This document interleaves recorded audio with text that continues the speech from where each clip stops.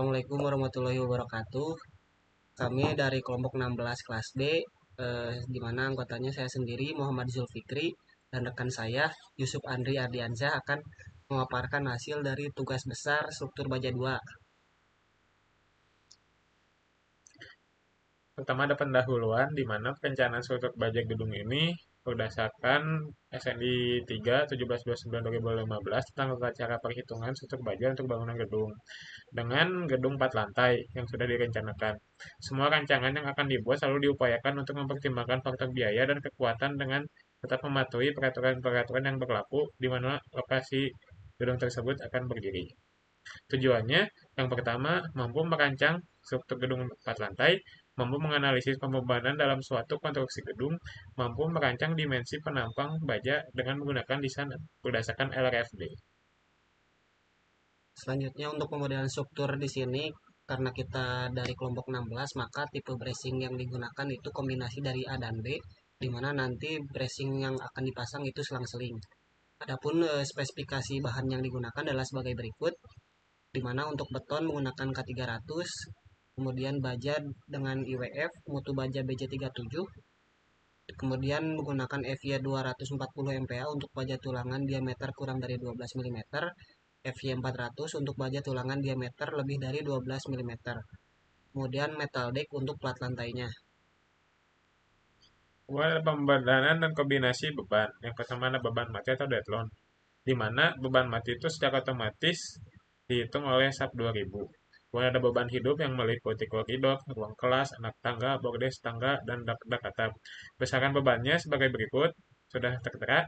Kemudian ada beban angin, beban gempa, super dead load dinding, SDL plafon, adukan, keramik, dan total lantai. Kemudian setelah adanya beban hidup dan lain-lain, masuk ke kombinasi pembebanan. Kombinasinya adalah sebagai berikut. Kemudian untuk properti penampang di sini untuk kolom lantai dasar menggunakan king cross KK 600, kemudian lantai satu, kolom lantai satu menggunakan IWF 500, lantai 2 menggunakan IWF 450 dan lain-lain. Untuk baloknya, balok induk di lantai dasar menggunakan IWF 600, balok induk di lantai satu sampai lantai 3 menggunakan IWF 500 dan balok anaknya menggunakan IWF 350 dan lain-lain.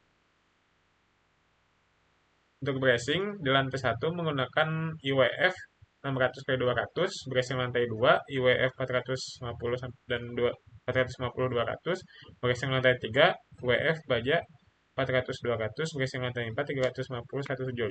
Untuk kolom pedestalnya menggunakan king cross berdimensi 600 200. Diambil kolom pedestal 750 dan 750 karena harus lebih besar dari king cross-nya sebesar 150 mili.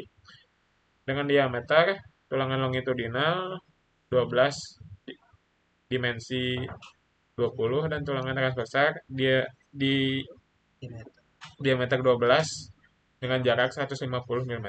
Untuk selufnya menggunakan seluf 300-400 dengan berdiameter longitudinal 8, diameter 16, dan tulangan transversal diameter 10 dengan jarak 150 mm. Untuk platnya menggunakan plat setebal 120 mm dan plat lantai atapnya 100 mm menggunakan metal deck. Selanjutnya kita memodelkan menggunakan SAP 2000 di mana di sini bracing yang digunakan selang-seling, di mana di sini ada bracing, di sini nggak ada, ini bracing, ini nggak ada, ini bracing. Selanjutnya setelah dimodelkan di sini kita menginputkan semua jenis beban dari mulai dari beban hidup hingga beban gempa. Lokasi kapasitasnya setelah dilakukannya running didapatkan rasio kapasitas yang di bawah tidak ada yang lebih dari satu atau berwarna merah, menandakan bahwa penampang yang digunakan sudah efektif. Kemudian kita periksa reaksi tumpuannya di mana untuk mewakili dari reaksi tumpuan yang lain kita ambil dari 4 titik tumpuan paling luar, yaitu pada titik paling pojok struktur yaitu titik 43, 61, 475 dan 493, di mana besaran dari reaksi tumpuannya dapat dilihat untuk plot 3 193 ton, titik 61 193 ton juga, titik 475 169 ton, titik 493 168 ton.